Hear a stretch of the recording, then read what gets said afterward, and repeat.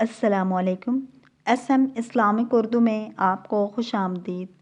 حضرت جابر بن عبداللہ رضی اللہ تعالیٰ عنہ کہتے ہیں کہ حضرت صلی اللہ علیہ وآلہ وسلم کی یہ عادت تھی کہ اگر کوئی دعوت پکاتا تو آپ صلی اللہ علیہ وآلہ وسلم رد نہ فرماتے۔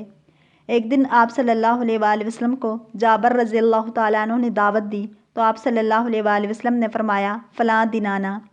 جب مقررہ دن آیا تو آپ صلی اللہ علیہ وآلہ وسلم جابر کے گھر تشریف لے گئے۔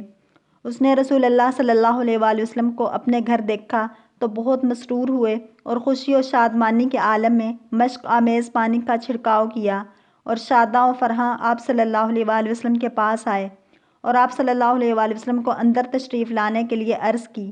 آپ اندر آئے تو جابر رضی اللہ تعالیٰ عنہ نے بکری کا بچہ ذبح کیا اور پھر اسے پکانے کا بندوبست کرنے لگے۔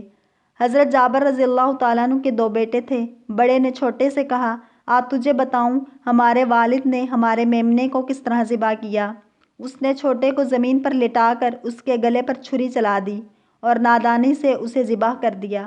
جب حضرت جابر رضی اللہ تعالیٰ عنہ کی بیوی نے اسے دیکھا تو دوڑ کر اس کی طرف آئی، لیکن وہ خوف کے مارے مکان کی چھت پر چڑھ گیا۔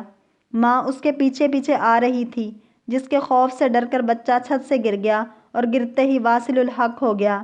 اس صابرہ نے اس واقعہ فاجعہ پر قطعاً رونا دھونا نہ کیا بلکہ صبر اختیار کیا، مبادا حضور علیہ الصلوۃ والسلام کی طبیعت اس واقعے کو سن کر متغیر ہو۔ اس نے دونوں بچوں پر ایک کپڑا ڈال دیا اور کسی کو اس حادثہ کی خبر نہ ہونے دی۔ اگرچہ وہ ظاہراً خوش تھی لیکن باطنی طور پر خون کے گھونٹ پی رہی تھی۔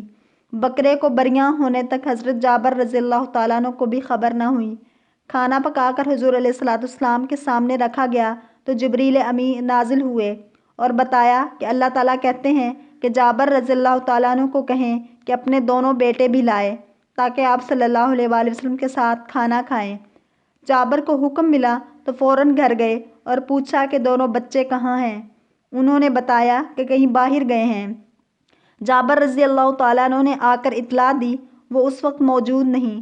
حضرت صلی اللہ علیہ وآلہ وسلم نے فرمایا اللہ جل شانہ کا حکم ہے کہ ان کے ساتھ کھانا کھایا جائے۔ جب وہ اس صابرہ و شاکرہ بی بی کو دوبارہ پوچھا گیا تو اس نے رو کر بچوں کی لاشوں سے کپڑا اٹھا کر سارا واقعہ کہہ سنایا۔ دونوں روتے روتے حضرت صلی اللہ علیہ وآلہ وسلم کے قدموں میں گر گئے۔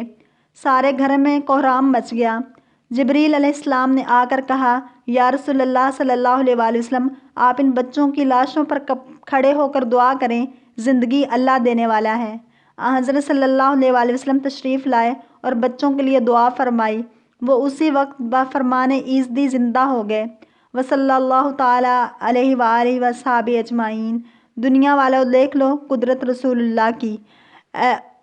اگر آپ کو ہماری اسلامک ویڈیوز پسند آئیں تو لائک، شیئر اور سبسکرائب کریں تاکہ ایسے اسلامک ویڈیوز آپ تک پہنچ